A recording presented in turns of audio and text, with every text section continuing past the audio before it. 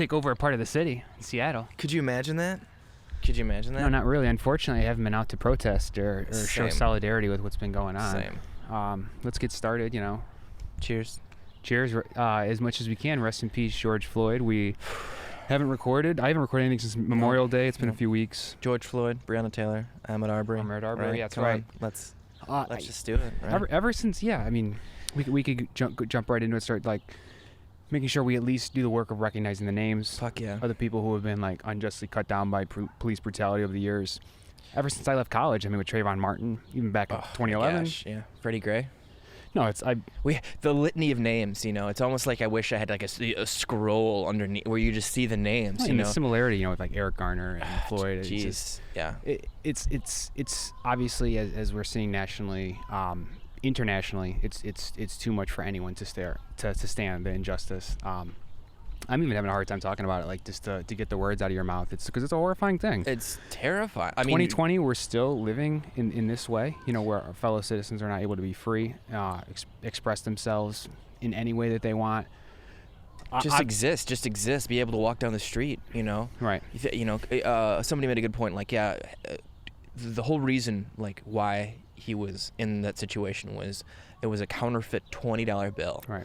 And I don't know if you've ever had any counterfeit money in your life or accidentally, whatever it happens. I have a couple times. Once I found a $100 bill at an outdoor concert or something in Logan Square, and I think it was a day and a half. Maybe it was at least the next morning where it took me before I realized it was fake or real. Who knows if someone gave this to him and he accidentally passed it? Right. We don't even need to go there, to be honest. But all I'm saying is anytime I've had a situation like that, I've never had it was no problem, a complete misunderstanding. This is the point, right? You know what I'm saying? It's never been thrown to the ground, with not being able to breathe for 8 minutes and 46 seconds. That is not something that I have to worry about, right? I can't express how frustrating it is to watch something like that happen. No, it's terrible. I was struggling with feelings of learned helplessness in the Corona era before this. Not to feel like obviously we can't go out and live the normal lives that we do, but we're being faced with what is so much less than normal, so much less than what we're able to provide as a free country, as a enriched country. It's horrifying that these are still the issues that we're focused on, that we're not beyond this. This has been true since the beginning of time. People have always strive for more. Obviously, you always want better things. We were talking in a family party we actually had yesterday. Yeah. Cousin's birthday, Kai. Shout out Kai. Hey Kai. Happy birthday. But we did the whole social distance thing in the backyard, and we started going into our feelings about this. Obviously, we're all charged up. We haven't had a chance to see one another. No, and some older family members were present, and they were. It seems like they understood that this was different too. That it's not just they weren't saying, "Oh, this has always happened," kind of like I was originally saying. They did have colors of that, shades of that color or whatever. But right.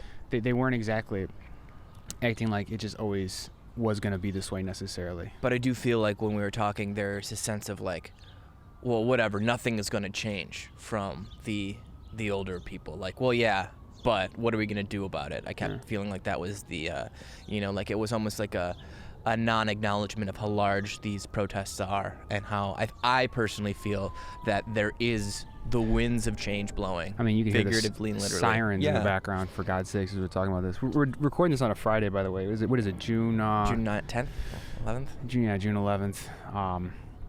420. Just kidding. So it's been a lot of time. It's been a decent amount of time. So This happened right around Memorial Day. Right. And it's been really a couple of weeks that we've been mourning as a nation since then, and now as a world. Yeah. Even I was talking to Shavana, my girlfriend's from Nepal. She's been talking about, the way people talk about it there. What her family asked her, what her dad asked her on the phone, because he sees headlines. Yeah, and of course. He knows she lives in Chicago. It's a major city. And obviously they're just asking, based on the headlines. But they're asking about the protests, and it has really reached new levels all over. You're seeing other protests happening in other parts of the world, and statues being taken down. You saw that in England. It's not. This is the time for that. Yeah, this is not a uniquely racism is not a uniquely American thing. It has been codified in our structures in America, but I think a lot of the world feels the same disparities, right? There's still a separation between the haves and the have-nots, right? In our country, it's not just haves and have-nots, but it is white and blacks, right? Like, I think that it's a rallying call, and like we've talked about, it is a perfect storm. People are home, people are not working right now. It's like now is like almost the time for people to get out and do something and be active and try to change the systems, right? I mean, yeah, try to take their lives back a little. And you mentioned other elements too, like haves and have-nots, and not just it being like a racial thing, white or black, which I think is extremely important to mention. Absolutely. With the unbelievable jobless claims and whatnot, I've talked about in previous podcasts, and just from my previous life, I've been interested in workforce development, how people enter the workforce, stay in the workforce. But also I've been interested in economics and finance, in the development of business and personal finance, making sure you're securing for your family's future. That's my personal angle that I got into that for. But I hate that it is kind of a haves and have-not thing. It's the the two different economies. The ones that are trafficking in atoms versus ones that are trafficking in bits and bytes. Have you heard this comparison? I have not. I kind of I said Wall Street and Main Street, I think, in other podcasts. But it's the same thing. Other people have been discussing, like, the people who work for Facebook, and obviously the people who work maybe more retail. Somebody's maybe selling clothes or something. But black unemployment has been continuing to go up. It has, yeah, and it's horrible to see Wall Street rallying on decreased unemployment when you look at the demographic-based unemployment, or maybe by number of job hours worked. It's not all there. It's not on that one statistic. But I think too that it shows the stock market isn't always the best barometer for the economy, right? It's not. It's a chart of rich people's feelings. Yes, right? It is. It's a chart of rich people's feelings, and they're all excited. And that's the sick part, is that they're feeling this way at a time like this. Right. They're feeling excited, so everyone, big gains, but then big losses. It's very volatile. Right? Yeah. I just don't understand how someone can be so bullish and eager on callous. Yeah, it's hard not to see it being a callous thing. All right, so we've jumped around all over here. Yeah. Obviously this is the biggest topic to discuss. There's a lot. There's so many layers. It's so many layers. There's right. so many different ways to look at what's going on. Right. Yeah, and this isn't like a topic-based podcast, and we've never discussed the whole thing or whole topic for one podcast. I don't know if we're gonna this whole time. I want to make sure we're at least paying the respect to the different elements of the situation, without just doing like the breeze by of racial past in the U.S. or economic this. Like, 'cause I do feel like while you want to talk about everything, you also don't want to just survey everything. Yeah. And then not scratch any real surface. You got to get deeper on a couple of issues, right? Yeah, of course. As much as you can, as much as you feel comfortable with. We talked about the protests. We kind of started talking about the zone in Seattle. Yeah. That was new. Some of the movements that have been happening. It's really interesting. Like, this whole, like you said, movements, the Defund the Police movement, I think is really interesting. Like, how do you feel about that? Just right there. Let's take it right there. It's money, because right. This is so piggyback. We had a family gathering yesterday. The thing that I took after we left, we kept the conversation going with my family, and that was a big thing I kept talking about is, defund the police sounds like dirty. I feel like it does. I feel like it sounds like, not a great term, I guess, because defund means take away. But I feel like it's more about resource allocation, and we need to reallocate our resources into the areas that need it, right? My opinion is I don't, as much as I respect police, I've known a lot of good police in my life. I worked in the city, and I had a lot of police come in and had great relationships with a lot of those people. Did hear a lot of stories where shit went down, but it's not necessarily because of the personality and things get crazy in crazy situations. My point is I think sometimes that police have too much on their plate, right? I think that's something that we're seeing. Yeah, I think it's undeniable there needs to be some structural changes. I think I would go as far to say defund the police. Yeah. They've start from scratch. Per capita, they've been spending more money. Absolutely. I mean, look at it per capita. It's a valuation-based thing. Absolutely. You don't just want to look at the total amount spent, because obviously there's increased populations, maybe there's increased urban density. Sure. There are different factors that I'm sure dictate policing. But one thing is for sure, it just it shouldn't go with higher and higher funding, unfettered for years and years and years, because conservatives love law and order, and because liberals love the word funding. Yes. You said it sounds dirty, but that's just kind of because you play with those political words, right? Like, it seems dirty to a liberal. It's defunding. Defunding. Honestly, though, because it's not even just the defunding; it's defunding the police, right? Which is law and order, right? We want to defund, take away money from law and order, and But I would say that without hesitation for the military. I would say without hesitation for the military. For the military, I would, but for some reason, for me personally... And I'm saying without hesitation for the police, too. Sorry. I'm just saying, sure. I think I would say without hesitation. I mean, I think liberals would say without hesitation. That's what I really mean, is that it's like... It's copacetic for the party. Yes, right? No, completely. It's a very left-leaning thought, right? No police. What kind of crazy socialist world do you live in where you have no police? I at least want less per capita police. Yes. And crime rates have gone down, so people have even wondered if it's been necessary, despite the per capita spending going up. You got to look at those ratios. Absolutely. Absolutely ridiculous. I mentioned yesterday that I used to work for an education nonprofit right when I was out of college. It was the first thing I did was work for like an AmeriCorps program. We did like behavior tutor, mentoring, shout out AmeriCorps. Coaching. I was like an algebra tutor. I helped with ACT and after school program, before school program, all that stuff. But this was set up. Back in 2011, 2012, and it takes a lot of work, to do that type of thing, to bring the actual results. I'm forgetting what I'm supposed to be talking about. Well, I think you're trying to go with like, it was a community-based, nice thing, right? Like it was like, or were you just trying to brag about your liberalness? Was that what it was? I can't remember what the connection was exactly. I think it was about, I just can't remember. What were we talking about before? Oh, defunding. Excuse me. Right. Yeah. Defunding. I think they taught us in this program at one point, I don't know if this is still true, but I guess in Indiana or something. Again, these are stats that I'm even forgetting as I'm trying to remember them, so obviously take it with a grain of salt. But they were saying they used to look at certain like third grade test scores and third grade maybe attendance performance to determine like prison funding later on. So if you talk about reallocation of resources, if you can look at one being so directly connected, you have to fund the other. Look upstream. Right. Look upstream. I don't think it's that difficult either. I don't think it's that difficult to I think it's difficult. I'm not sure. You do? You really? I think some home runs are easier than others. Man, I just think money talks, man. You want to put money in the right places, and you want to actually figure out, like how much fat is on this budget that we can trim and put it, why is it, it's the constant defunding of schools and education, and then you pump it all into police, and then police have more to do because now you have kids that aren't going to school and that kind of thing. Right, exactly. I don't think it's extremely difficult. Well, I shouldn't say that. I should take that back. Let me walk that back. Because there's so many interests, right? There's so many interests and so many mouths to feed. You say money talks, everyone wants to talk. Everyone wants to listen. Everyone wants those powers. But that's definitely one of the first elements, just the funding of the police department. I'm glad it's being discussed at this point. It's surprising. Minneapolis did it, right? Minneapolis is going for it right off the bat. They had a city council meeting, unanimous, unvetoable vote that says we're defunding the police. We're going to start from scratch. And I don't think that's a bad idea. You need to start from scratch, right? Not at all. And this country's supposed to be so great because we can all do our own pilot programs or all try our own things, states' rights, what have you. That's what it's about. They need to have some defunded police departments across the country. Just try some new things. We need to figure out other alternate paths because the path that we're on is not working.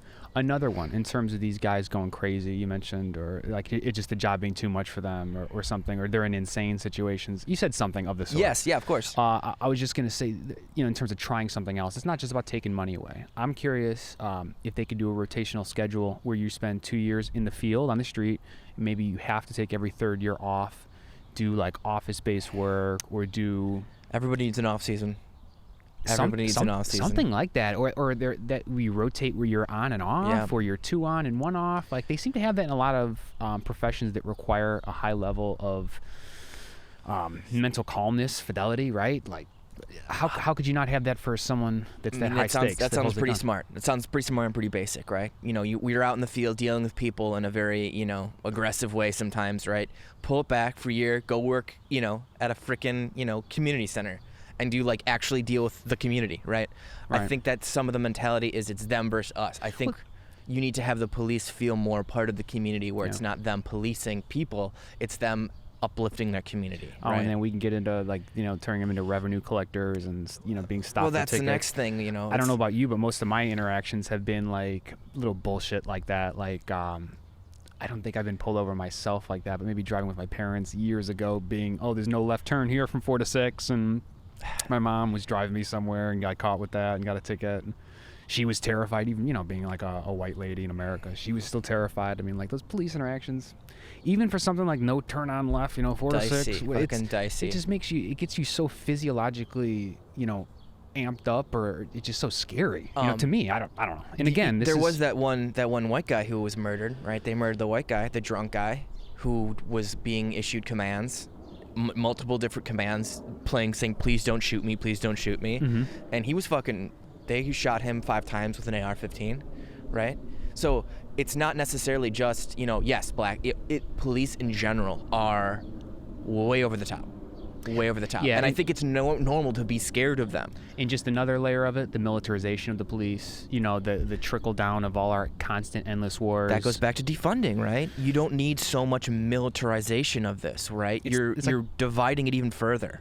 Yeah, I don't give a fuck if the military or whatever branch has extra ARs or has extra riot gear that they need to pass down and they need to push off so they can buy new stuff to pass their budget or use up their whole budget.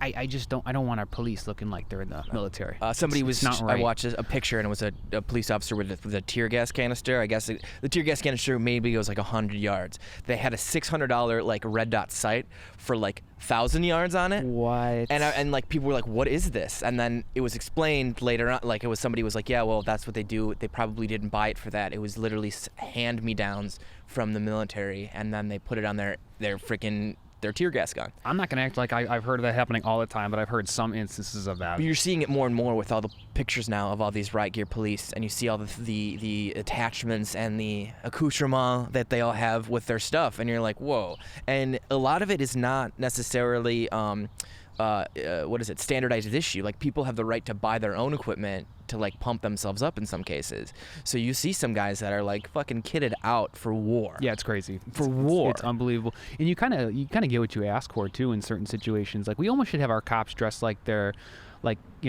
milkmen or something. Like they should be like way less threatening. Look they should at how have it is in whistles England and the UK. They don't carry guns. They carry batons and maybe a taser, right? They have those shiny orange vests, and they're mostly like, hey, let me like in Ireland, right? It's the Garda, right? Yeah. And it's not like they're not like overly aggressive. It's not, as far as I know, right? My knowledge of Irish police is not super high, but I know that it's not, they don't have guns. I know they don't have like, super tactical vests on all the time. It's a lot different. The perception does matter, and it ends up being sort of an affirmation thing. Frame it. We got to frame them better. You're kind of affirming that combat is highly likely in this situation, or that you are at least prepared to win it. it. You're looking for it. You're ready for it. Those warrior classes, right? You heard about that? Those warrior classes where it's like a police, like, oh man, it was it's like to train you to be aggressive and like a warrior, and like, when you shoot a man, full disclosure, this was on the last episode of John Oliver, and he had a thing about it, and I'd heard about it, but then he talked about it in his special, and it was basically like, or in his show, and the one guy was like, once you commit a murder, you are no longer you're no longer prey, you're a predator. And like, you need to have a predator mindset, basically like enforcing the idea that like you will kill somebody and that's okay because you are a warrior, right? Like the idea that like you need to pump these police officers up and give them this fucking like kill mentality. And it sounds like, I don't know, some sort of Darwinian wannabe dipshit who's trying to sell a book or something like that. But it's not. But you see so many police officers taking that class, and the whole idea was that. Is it a thing where they have to have like continuing education credits, and this qualifies? They can go take some shoot 'em up. Well, from the story that he was talking about in this particular instance, it was like a mandatory departmental thing. You had to take it, right? But then once people found out what it was about, the the local government was like, we don't want you doing this That's anymore. a bridge too far, because if it's our goddamn tax dollars, it's not fair. You know what I mean? You want to go take some seminar class on the weekend at the community college with someone who thinks they know how to be trigger happy? That's what the chief said, though. That's He's like, you. well, we don't do it, but I feel like the chief of the police department of that was going on and said, well, that's fine if they want to do it. I will pay for you to take the class if you want to go on your off hours to take it. And that was like, whoa. So he was still encouraging people to take the class. That payment is the difference, though. That's a big difference to me. Sure. Because you're voting with the payment more than you are maybe your side eye talking about the class. Say whatever you want. If you paid for your men to take the class or your officers to take the class. Sure, but I think that that's a kind of class that might not necessarily be beneficial. Like, would you, like... No, it's no, it's you know not. what I mean? No, Like, no, I'm not saying it's that. Right. I'm just talking about it, that you shouldn't unlock funds to be used for that sort of thing. Absolutely. And I know even if there's pre-approved lists and there's vendors, then the vendors end up being corrupt, and that's bullshit. I know it's not easy. Okay, so you do want to leave options for people, and trusted people will take the correct training. And I think now, obviously, hopefully, there's going to be some new trainings that pop up, that continue to pop up. They have to be, right? To make sure that people are educated, whether they're going into law enforcement, whether they're doing other things in society. How about the hours of training that's been floating around? Everyone's been talking about the hours of training it takes to be a police officer versus like a cosmetologist versus like a barber. What is it? It's like, so it's something like 1,400 or 1,500 hours to be a barber, and it's like $750 for a cop. God. Something like 2,000 for a cosmetologist, which is like a beautician, hair and nail make. So they're just like, well, how come it's much more hours for a barber to be licensed than it is for a police officer? Yeah. That doesn't make sense, right? And, jumping slightly, again, not only just their training, but then if you have a bad police officer, they have the ability to go to a different department and wipe their slate clean. I think that's something that needs to be discussed as well. Passing on the problem. I know I just heard Lori Lightfoot mention that. Did you see that those cops were caught in Chicago recently? I think it was June 1st is when the footage was taken. During protesting, during major events going on, they were like sleeping in some congressional members' office. Did you see that? Really? I did not. There was cops for 5 hours just sleeping, laying down. They popped popcorn. They made coffee. I guess it got broken into early in the day. Mm-hmm. A few officers showed up, and then I think got on the radio, chirped, and said, they got fresh coffee over here. And then there was like 11 dudes there, or 11 officers there. And they were there for 5 hours. They got video and footage of these guys like laying down. Terrible. Not to pick on the Chicago Police Department, whatever, but it hits home. It hits home, and it came. I just saw it in the news today with Lori Lightfoot talking about how, the bad ones a lot of times are protected, kept around. I mean, we haven't talked about police unions yet. This is another funny ass situation in which case something that's traditionally like lefty, like a union, is kind of the reason for why cops are protected. It is interesting. Which is a total mindfuck, and something I have not come to terms with. I don't have an answer for, but something I think needs to be talked about much more often, because you can't just be all on this team for unions when the Fraternal Order of Police are, the reason that no progress is able to be made, and everyone is fully protected as designed. They're designed to protect their own people. So what do you do about that? Yeah, how do you break that up? And I think it's even more ironic when you listen to police who are very conservative, who hate unions.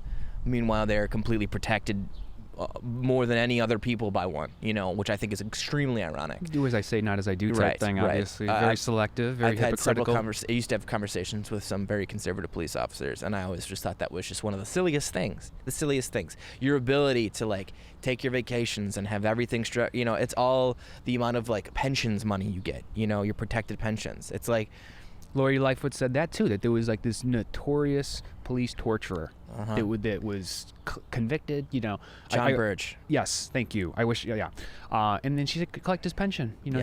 He died collecting his pension. Yeah. That is bullshit. That is us voting for that person with our money.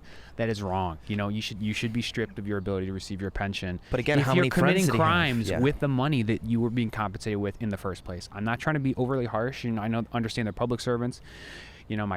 My dad was in a carpenters union. My mom, Chicago Teachers Union. Big union family. I'm not anti-union, but you got to look at the facts. And this is a different profession. This is not a normal vocation even. No. I mean, with the ability to take a life, with the ability to cage another human, to keep us in prison. Qualified immunity, and you can do things without any repercussions.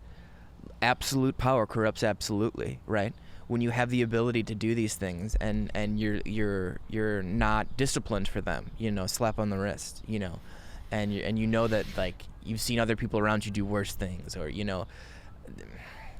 I just want to jump topics, make sure you were hitting a couple more things, and then we don't have to talk about this the entire time. I just I want to keep going a little bit more, specifically with money, with donations. Have you seen any would you consider to be intelligent activity as it relates to donating for a cause? Have you seen certain organizations you believe in, respect? Oh man, I can't remember the name. Because I've been struggling with that a little bit too. Yeah. I've tried to seen local stuff on Facebook. People are posting where you can like more PayPal or a Cash App people. I ended up giving to My Block, My Hood, My City. It's like a Chicago-based organization, But I'd be curious. Because there's like NAACP. There's ones that you grow up hearing about. Of course. And at what point? Or at this point, what is the one that I think is leading, or the ones that need funding? Obviously, there's ones that where you can pay protesters' bills, That's right? the one I liked. I liked the one where it was like your bail money, the protesters' bail money. You know what I mean? It's like, because they've been arresting so many protesters. It was like, here, donate to the cause of like freeing these protesters. And I enjoyed that one. And I know that seems very like, a protesters, but like, I don't know if you should be arrested for protesting. You know what I mean? And even if you do need to be, if it's like part of the process, it's like we at least need economic activities subsidizing this. Yes. Allowing people to be able to do that element without having to pay for it too. Right. Exactly. To pay with their time. Pay with like an arrest record now. That's a big deal. I can't be out there, so it's like I want to help like facilitate other people being out there and using their voice. This is but like protesting is a very like American thing. Like I feel like I've been hearing so many people say like, how can they protest? Like how can they like this is America. We're speaking. People are using their voice. They're using their right to do these things. So for me personally, donating to a cause that helps facilitate that, I'm all about that. I also think that.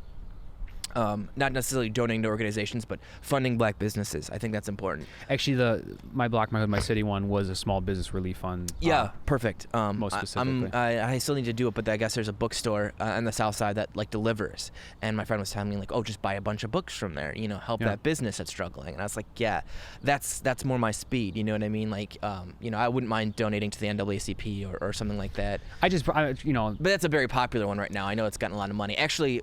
Maybe it wasn't them, but somebody was saying like we have too much money right now. Donate to other causes because right now we have so much funding and we don't necessarily know how to allocate it just yet. Just with Black Lives Matter and all the different, I try, and I don't actually give a lot lot of money to charity in general. I mean, I don't either. Yeah, I'm kind of poor. I won't lie. Very rarely I do, but I try to donate with my time. I try to like do something personally. But I've obviously been compelled, especially since like you said, I haven't felt like I can go out protest. I'm trying to protect people that I see. I have to keep seeing. I'm just terrified for health and all that. But I obviously don't want to be invisible in this. It's hard. That's why I really wanted to do the podcast, right? Because I feel like this right now is like kind of like our voice in a way. It's not like everybody in the world seeing it, but in a small way, this is like my ability to like speak on this because like. Same decision. I don't feel comfortable going in these giant crowds right now with the people in my family.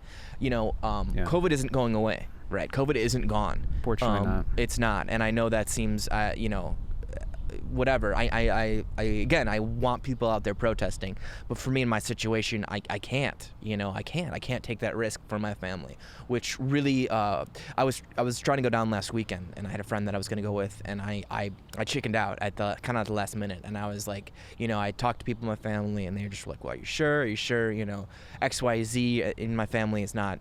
Immune compromised, and it's just like, what if, what if you get it and you're totally asymptomatic, but you pass, and you just start thinking all those things, and you're just like, fuck. So then you have to figure out other ways to donate and use your time. Right. I guess that's what I'm trying to say is like, you don't have to feel powerless just because you can't protest. There's a lot of other things we could be doing right now. Hell yeah. I got signs in my front windows. I mean, there's definitely different ways to contribute. You mentioned us talking about this on the podcast. Right. Like, I'm sure you've seen it come up with me and other people in everyday life. Same for you. I mean, we talk about. One of the reasons we have a podcast is because we talk honestly and openly and in a way where we try to, I think, advance the conversation, whatever that may be. Yes. Whether it's something basic or broad-based like sports, or whether we're talking about drone cam technology, or whether we're talking about, racial issues or economic disparity or something that obviously feels much trickier. See, and it's a very tricky conversation, right? So we talked, again, starting this off, talk about the Seattle zone where they kind of took things over and got it away from the autonomous zone, right? The autonomous zone, got it from the government. You sent me some other videos just throughout the whole course of this in the last couple of weeks. We've kind of been trading and communicating since we haven't had like the podcast to sit down. But do you find yourself following specific news sources in a different way now that it's more of like an on-the-ground guerrilla-based reporting? So I'm a big Instagrammer. I love Instagram. Yeah, but I've followed a lot more, ground-based, like, video, like, more raw footage than I'm looking at. Like, I'm not really looking at like BBC News or The Economist or CNN for this kind of information. I've been doing a lot of Reddit, going into like the Seattle Reddit or the Chicago Reddit or the Minneapolis Reddit and seeing firsthand accounts. That's where I was getting, especially for the Minneapolis early on, that's where we were getting so much like firsthand information of people on the ground, stuff like that, which I thought was really interesting because you were getting videos 2 or 3 days before it was coming to the news. It's incredible how much of it happened on social media, how much social media beat them to the punch. I know social media was involved in everything being organized too. Yep. And people knowing like where to meet. The flash mob, like not flash mobs, but like, hey, we're going to organize here right now, come if you want, and then boom, 1,000 people showed up, right? It's very fascinating having this going on like this. I feel like we've seen it in other countries, right? With Twitter during like the Arab Spring and how they tried to use social media and that kind of thing. Right, the most prime example. Which was a lot different because then they got shut down, whereas we're more of a they can't really do that here so much as like shut our Twitter down or that kind of thing. They can try. You think they're gonna do that? What do you think? No. I thought about the Trump thing, how they started like putting warnings on his tweets now, which I think is also a whole other topic that we could get down on. But I'm 100% for that. I think just because you're the president doesn't mean you can spout misinformation and bullshit. Even as much as you think you can, it's just not cool. It's just not right. You have a moral responsibility to try to give people the most honest and truthful thing. And to just spout misinformation. No, someone's gonna correct you. You might not want it, but you need to be corrected. I hope, like, if I spout bullshit, I want to be corrected. Sure. I don't want to spout nonsense. I want to be the most knowledgeable person and with the correct facts, right? Man, I could go on and on. No. No, I want that too, and obviously we're okay with that because we're signing up to be recorded in full HD. Yeah, and now I'll sit down for a deposition. I'll be fucking subpoenaed and sit for congressional testimony for 6 to 7 hours because I'm not a fucking puss, dude. I'll do it. You won't do it, Trump, but I'll fucking do it. Sorry. When you always tell the truth, you have nothing to remember. It's easy. Nothing to remember. You don't have to. There's no juggling. There's no juggling, right? Oh, what did I say? It doesn't. No, everyone just fucking. Man. Yeah.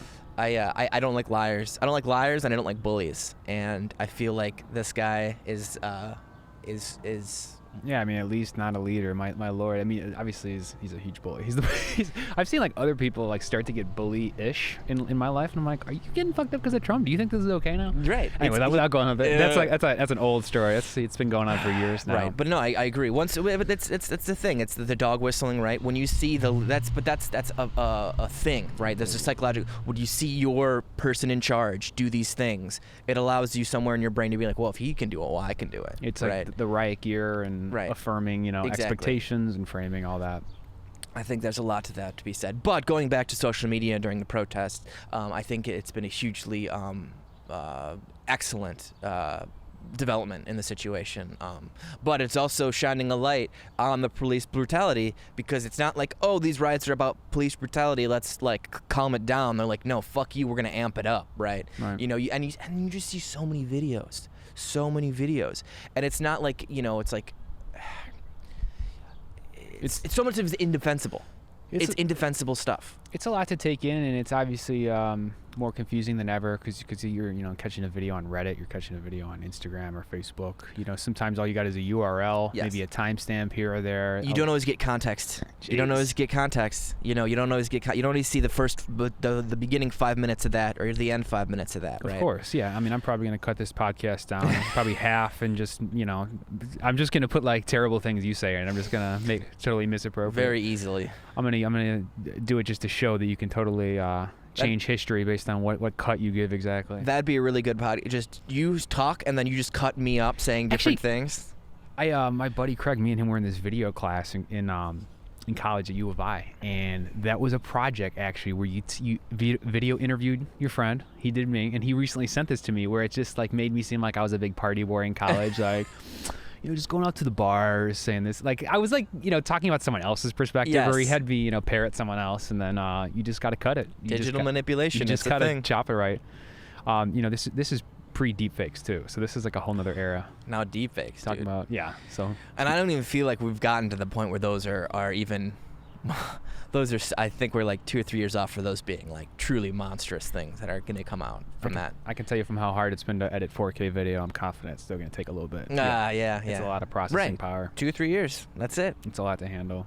And then Biden will be able to have perfectly enunciated videos, and it's just going to be his face over somebody else, and that's it. And then, oh, God. I don't know, lucid Biden videos? It doesn't seem... and all of a sudden it doesn't seem possible. The decline will like start to come up, and you're gonna be like, wow, he's actually okay now. It's actually okay now. And then we'll find out like further down the road it just was deepfakes. He died in the first month, and then it was just all The motherfucker's getting younger and tanner, and like, oh God. Yeah, no, it's possible. It's totally possible. Have you talked to your family about this, or your children about this? Actually, yeah, that's the only thing. Not the only thing. That's one thing I feel like I haven't gotten with you yet that I'm curious about. I've been having tons of discussions about this with my girlfriend and friends, texting people, and these moments are happening. But a lot of times I feel like I'm coming from a place of being a peer, or like trying to be in mutual understanding. Shavana tells me about how things have been different in her country growing up, or different between castes. Maybe people who have a similar skin color, but they have a different last name, and different levels of discrimination or institutional influence, right? Yeah. But I haven't had a lot of discussions trying to explain this to someone. And even in this podcast, we're trying to talk this out. I'm trying to explain to myself in the future how I felt, or explain to anyone who chooses to listen to this, obviously, how we feel. And I find it very difficult. Like, I've read up on it a lot more than I've talked about it. Mm-hmm. And even if sometimes some of the intellectual materials there, or some of the historical knowledge is there, it's not always easy to convey, especially in a digestible way. So what's it been like talking to your kids? Are they just answering questions that makes it easy for you to respond to? Did you come to them with a narrative? So it's complicated. It's complicated. Course, yeah. She's so Clem's is 6, right? So she's got a pretty good idea what's going on. She understands what coronavirus is for sure, right? So hearing about these protests, right? She sees that, and she's concerned, and she's curious about it. She's but actually it's funny, but before like the beginning of the quarantine, all she wanted to read about was MLK. She was learning about him in school, and then subsequently was like really interested in him and that whole situation. Really? Before all this, actually when we just collected her stuff from school, and in there she had this just giant like paper cutout that she made of him, and it was like a person that she was like really interested in. Wow, already at 6. Because wow. I think they talk about it. They were talking about it, but then all this stuff started happening, and then we started to have to really talk to her about like slavery and that kind of stuff, because she wasn't, it's like, it seems like it's, oh my God, it's early, oh my God, but it's like, and it's hard too to talk to a 6-year-old about things, because she was like, we talked about slavery, and then she was like, wow, I'm so glad nobody in my family's black. And then we were like, well, first of all, that's not true, because she has cousins that are biracial, but she wasn't, the way she was like processing it was still like a 6-year-old processing it. Yeah. And it's hard to like, you don't want to like go back and like make her feel bad, or make her like, do you know what I'm saying? I think I do, because you need to give some realism and some realness to it of the world. And but you want to make it a teachable moment. You got to realize they can't get to the full realness. Like children aren't fully actualized. They have stages in how they see themselves within society, within the larger world. So I would imagine you want to be honest. Like you don't want to paint an inaccurate picture. However, all the details in that photo, I would imagine, maybe aren't going to be there. Perfectly clear. You're starting to outlining. Yes. You have individual figures, MLK, and you have Rosa Parks. She really wanted to read about it before. This was like 2 months ago, and she was really like curious and wanted to know about a lot of like what is civil rights and all this stuff. And she's like 6. So again, I'm doing the best that I can to, like you said, kind of outline it for her in a way that it's like she understands it, but it's not like earth shattering or like, you know what I mean? Like, cause she'll know, she'll learn it, she'll get there, you know, especially because she's a curious and smart girl. But the majority of what we're trying to do is make her. There's a great motto. Steven Jackson, who is a basketball player, he actually was a good friend of George Floyd's, and he's been out with the family and all this stuff.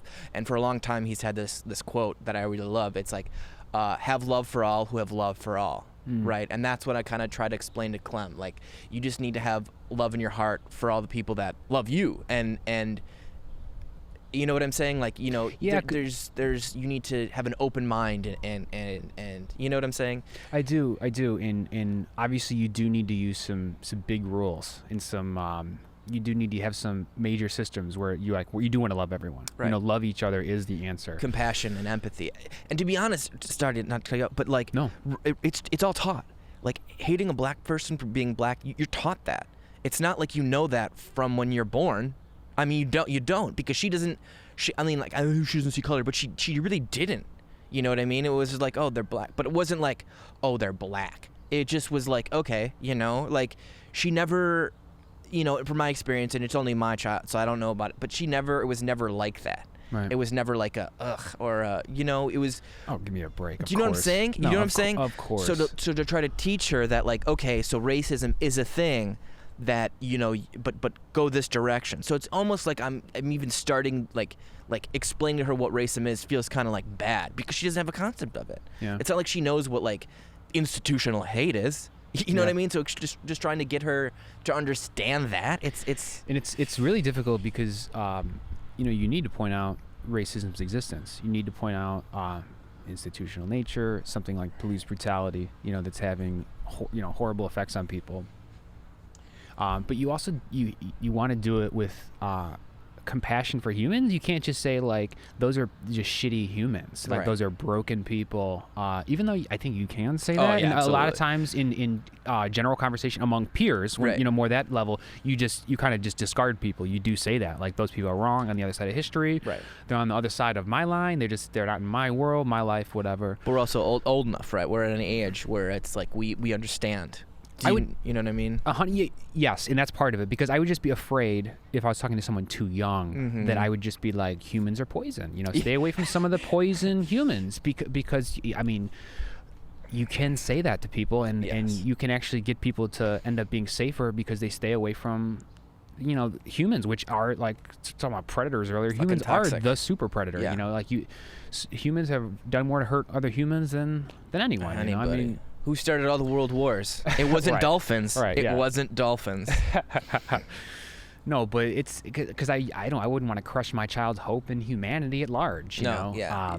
But see, she's so optimistic. She's such an upbeat girl, anyways. You know, it's just more like you said about framing the conversation, framing in a way where she's not scared to ask me questions, but she understands that there's definitely a system in play. You know what I mean? Like, you know, trying to explain her like she's privileged. You know what I mean? Like, we kind of started to do that, and it wasn't going the right way. It's so hard. You know what I mean? She just didn't get it. She just didn't get it. So I kind of backed off of that. You know, and that's another thing, trying to figure out what you know what I mean. It's story based. You kind of you just have to wait until you have more repetitions. You know, it's hard just to conceptually explain white privilege, but it's easy to say. You know, when an altercation happens, if you're at the store, something happens and a police officer shows up, how confident are you that police officer will be of your race? Do you know what I mean? And in a society where racial demographics are pushed in one direction, I mean, it does end up being this thing where it's a majority white country, and then there's we're not even getting into white people being in positions of power for other reasons outside of pure demographics, just based on the old boys network and so much of that is what it is. All that's not even a law. That's not even written down, which is the next level. And again, hard to cut down that deep in the onion with a child or explain to someone else. Yeah, but going back to what we can do, thinking about her and trying to like teach her the to have love in her heart and all that stuff. I think sometimes that stuff I can do. I might not be able to go march, but I can definitely make sure that my kids are brought up in a way that they're not like hateful bigots, right? Oh my God, that's what you start with. And you 100%. You start with your own actions. You have to. And the actions of your loved ones, and then you should move forward. You know what I mean? Yeah. Get your own house in order, and it's good you're taking care of your family. You try. You just and want that's your biggest way to contribute. Right. To vote. I mean, that's vote and two children. Child rearing. That's doubling your humanity. I mean, you're one person, correct? Do you have two souls or one individual? Well. No comment. No, I have one. It's like 7/4 of a soul. Yeah, I'm did pretty you sure trade it? Do you still got it? There's some slices that are gone from heinous things I've done, but I have two pure souls that I can hopefully steer in the right direction and make them be good humans and good, members of society. Contributing members of society that don't want to, spew fucking hate and bullshit out in the world, right? Yeah. Let's talk about loving things. We've been talking about a lot of difficult ththings and sad things. That's more fun though. Sad things are more, No, but we're saying, love each other, put love in the world. Let's do that. Do you want to just put some gratitude out in the world, some appreciation? Is that too hippy dippy for you? Can we do that? Oh, it is so fucking hippy dippy. But it's like you're absolutely right. You're absolutely right. But it's hard. Just be grateful, right? You got to be grateful. Be grateful. I mean, how about this? Can you tell me one thing you're grateful for I don't know if we should be like totally abstract. Let's do it. Just go crazy. I'm just gonna say spitball. Off topic. Is there a recent thing you've consumed in your stomach at home that has been enjoyable? Just gonna start right there. Just basic food. I feel like I was talking about this yesterday, but I've been making these delightful tuna melts. I made one for myself last night. Okay. And I've been eating as you can see, I've been eating a lot during this quarantine, and I've definitely put on the quarantine 15 or something. What are they calling it? It's more like 20, but COVID-19. Yeah. I'm I am grateful for the time right now. This lockdown. I feel like I've gotten a lot closer to my family. Yeah. You really it puts a lot of things into focus, right? Yeah. Things that you might not have been focused because there's so many external distractions with work and all sorts of nonsense. So I am grateful for that. I am grateful for the conversations that these events have brought about. Yeah. That's the ultimate silver lining is the whole night is darkest just before the dawn thing. We're hoping that we can come out of this stronger as a country. We've been saying that so many times. It does seem a little ridiculous coming out of my mouth. It does seem. I don't want to say I'm not hopeless for it. So that's why I said it. I think there's a reason to maintain that, but it's tough. Because we've seen this now a few times. You need something major for change. Yes, for absolutely. Real change like this. Absolutely. And hopefully this corona is major enough. The high unemployment, all these factors, the trillions being thrown around in policy, like hopefully. Yeah, what cut of that $2 trillion did you get? Like fucking cents on the dollar, right? We talked about some of this before, and that's continually fucked up. By the way, I believe I saw that if they had just given that to families under, what was it, $40,000 a year, $50,000 a year, it wasn't quite the 100,000 cutoff that they had for the PPP program. Or the stimulus program rather, but I saw that if they basically did it universal basic income style and they gave it to everyone like under 50 a year, they would be able to give everyone like $30K. If everyone who made under 50 a year, who like would qualify for this $1,200 check, not everyone, but a smaller percentage, they could give them so much more. But then you lose wage slaves, But that's literally right. what that's the fucking point. Yeah. What McConnell said. He wants to get rid of this extra $600 benefit that unemployed people are getting off the CARES Act because unemployment minimum wage in so many places are so low that they're making more money off of unemployment than they do working. Significantly more, and it's actually most people. It's over 60% of people. So right? It's like I mean like. It's pretty fucking awful, right? That's pretty fucking awful. Tons of unintended consequences. Good food I've had would be chocolate, peanut butter, granola bar, I would say. Would be one that I enjoyed. Good. I never answered my own question. Sorry, I just somehow ended up talking about Mitch McConnell. We took a left there from a tuna melt straight to Mitch McConnell. I mean, it's all encompassing. It's easy. Yeah, it is. It's all encompassing. And there's right so there. many feelings. There's so many feelings, and we're so tied in and so plugged in right now. That's another thing. Like, how plugged in are you right now? Like, are you checking your phone all day? Like, how much are you focused on the protests? Because I know there's some people that are just like, nope, don't care. You know, too much corona, too much this. Like, I'm just throwing my hands up. I don't want to watch anything. Right. You know, I can't do that. But I'm not there. Definitely not there. I'm watching stuff. I'm trying to stay educated on it. I'm kind of, you mentioned this being a good time to go back and look at other elements, or to educate your, you mentioned talking about your family, the time you could spend digging deep with your family, but also just educating myself and, learning about other elements of police brutality or other instances rather,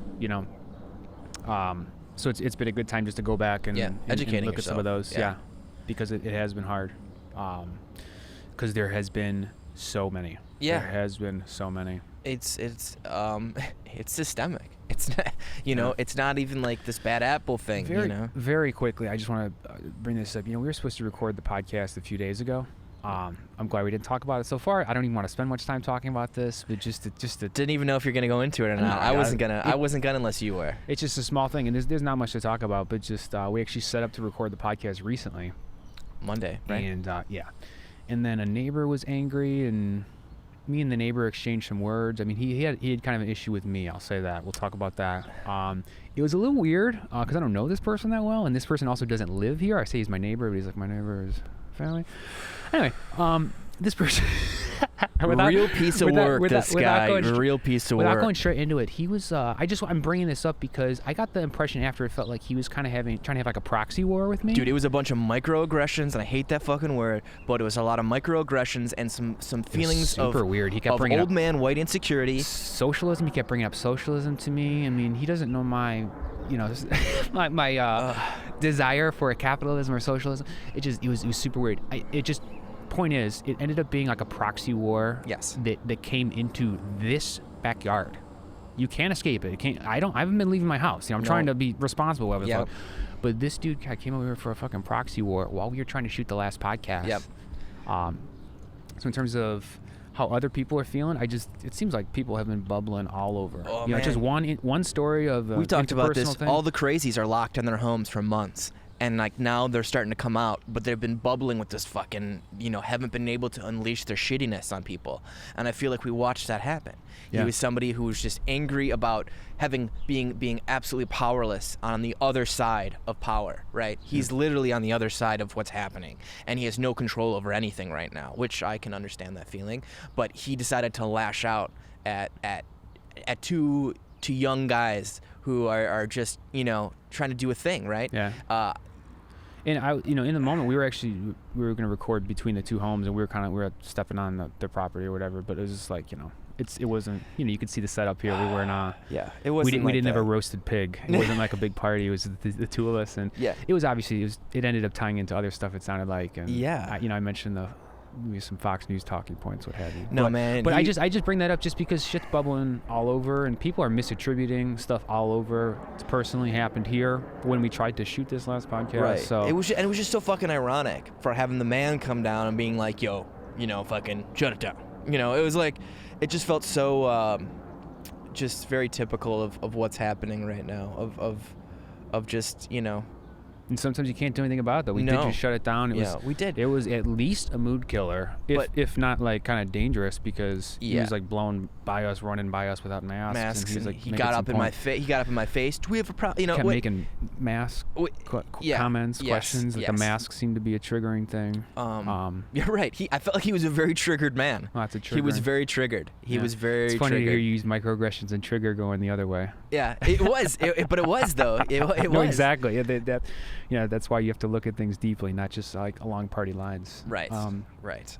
But I know, and he's talking about it, but I'm not really like, mad at the guy, right? Because, people have their fucking things, right? No, I mean, I said... I feel more sorry for him than anything. When I was feeling my best after that, I was just like, that dude might have just been diagnosed with prostate cancer or something, some fucked up thing, someone might have just hurt him, keyed his car, I don't...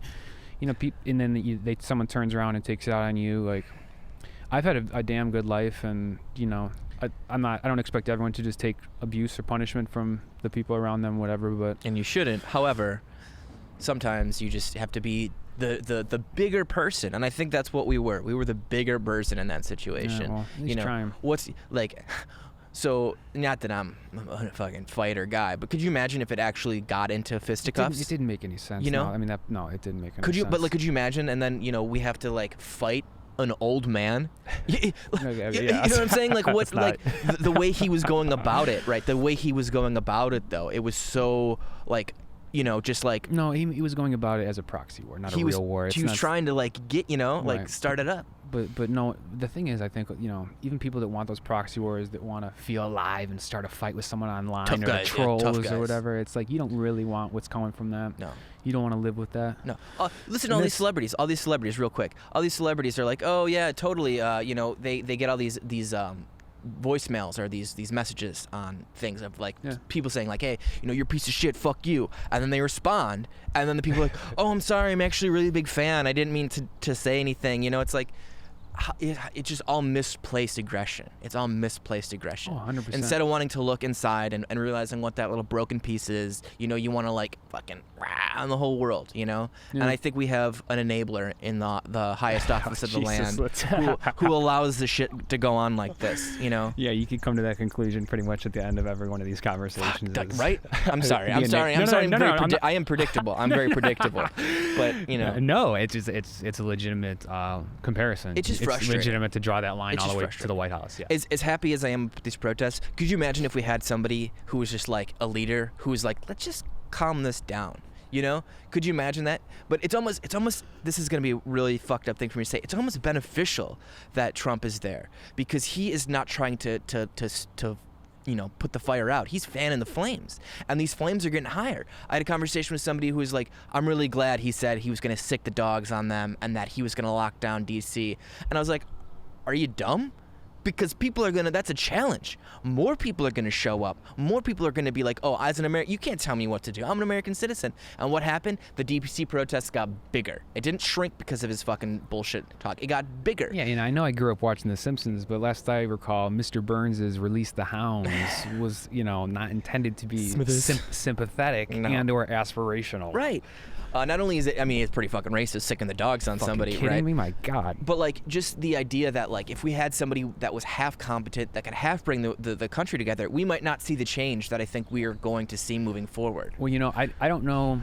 I know in like Alcoholics Anonymous, I think they used to say you had to hit your bottom, right? You had to hit like rock bottom. I mentioned the night is darkest just before the dawn. That whole thing too. Did like, we hit rock bottom? Is Trump helping us actually get to this like lower level of morality so that we can actually maybe ascend to a higher level eventually, right? That would be fucking great. But that would be amazing if we had that consequence. That his jackassery, just like his lack of empathy, that his total failure to lead us into a united future together as brothers and sisters. Or we need have to have a new civil war and just fucking start from scratch again.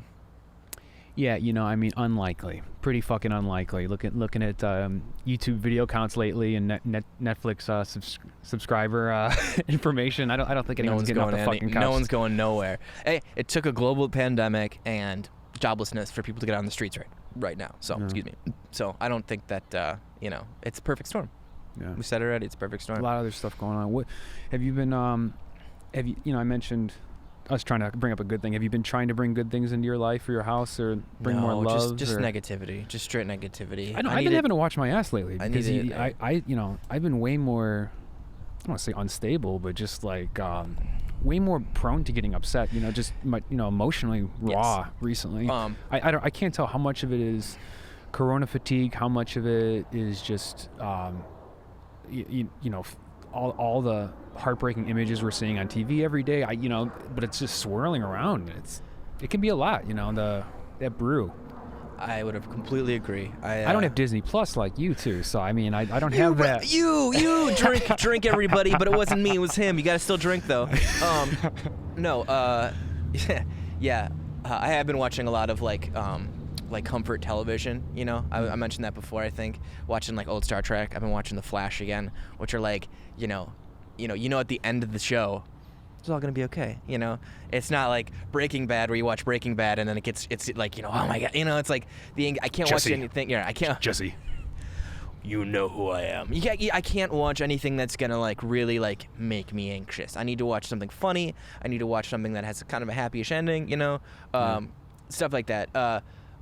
You know, I do feel though that I'm a bit more emotionally prone to like, you know, seeing a video of somebody talking and then just like, you know, a tear will roll down my eye and you just get emotional listening to people and their stories and stuff.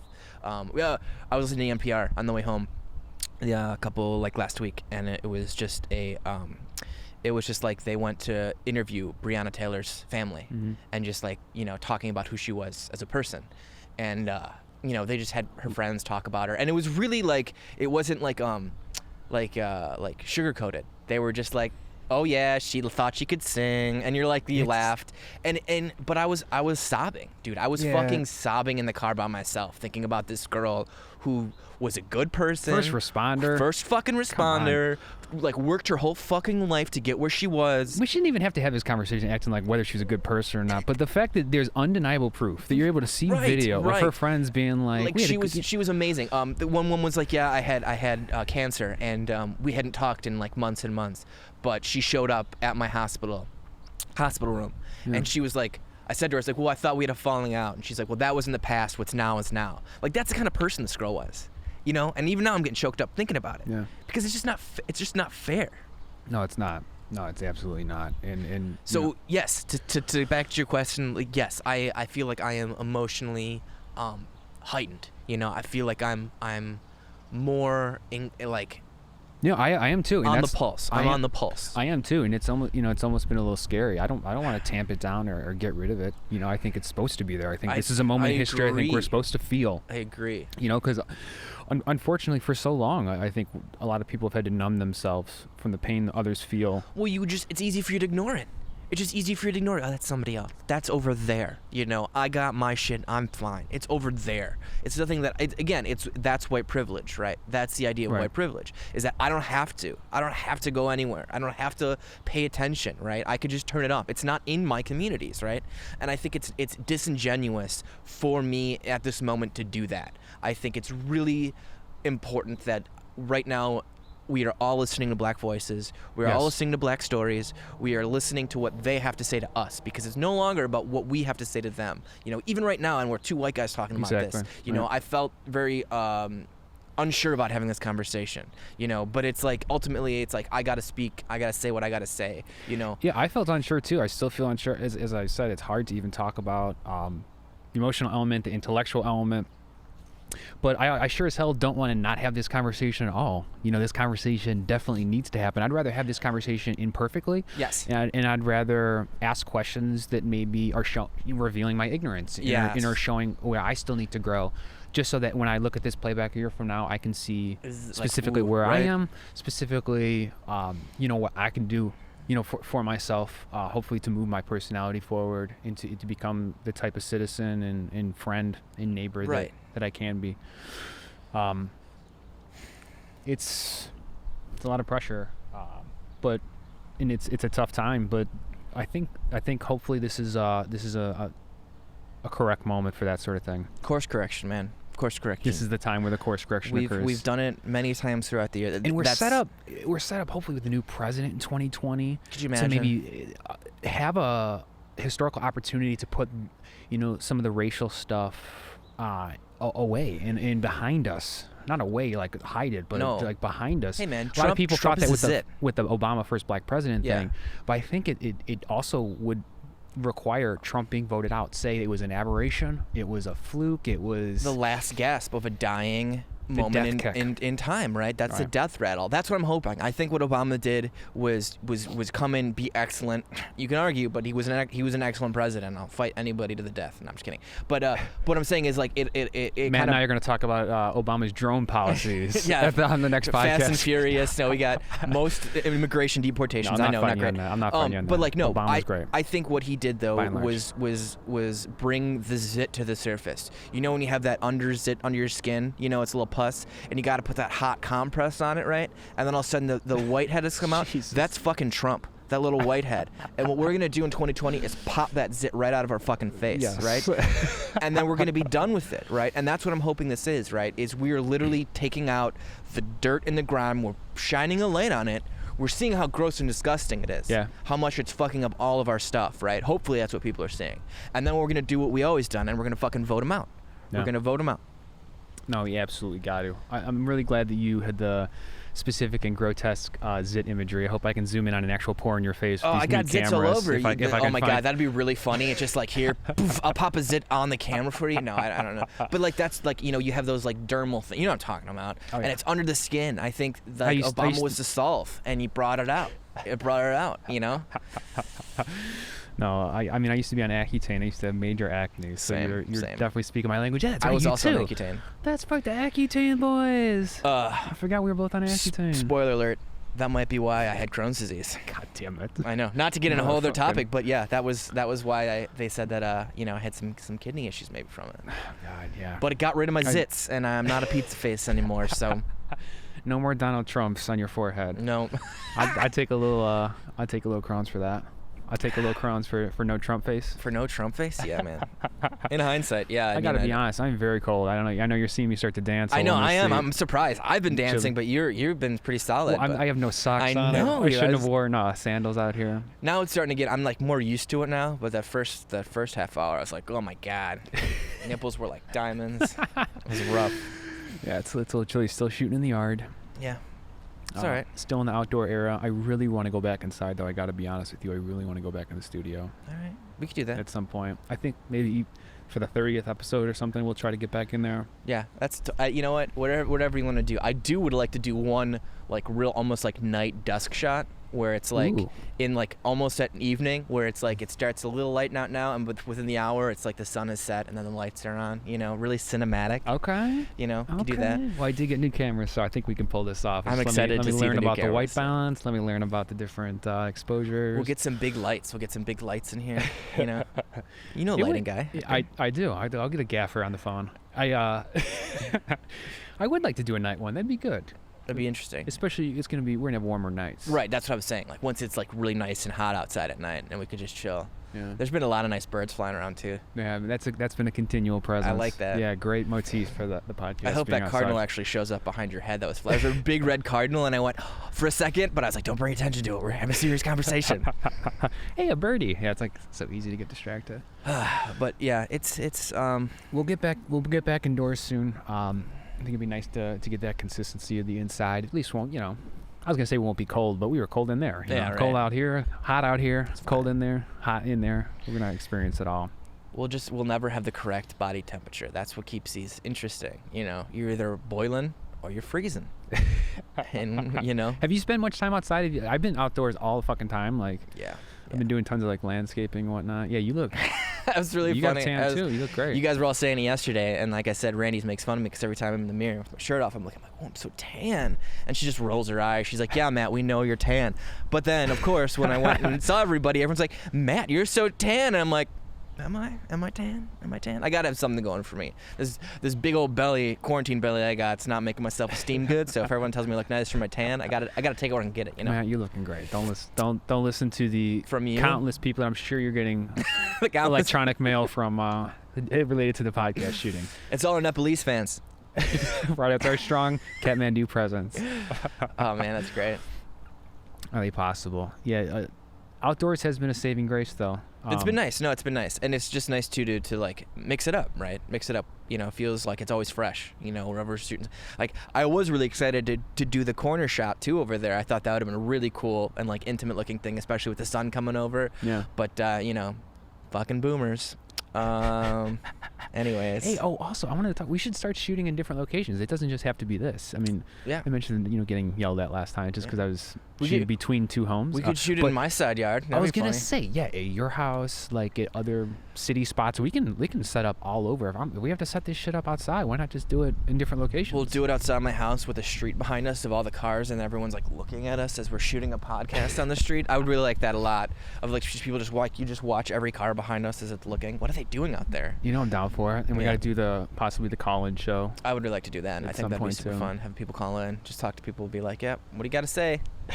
ask us your sex-based health questions, and we can help you. So to stimulate your prostate. I'm sorry, that's obviously Matt has a master's of health in human sexuality that he took online at Phoenix online. Trump University. And Trump U. Are we over the hour? Is my computer broken? I don't know. I haven't heard anything. Tell us? No, it didn't. But I was like, man, I feel like we hit the hour maybe 10 minutes ago. It's been a bit, hasn't it? I feel like it has. Yeah. I don't know.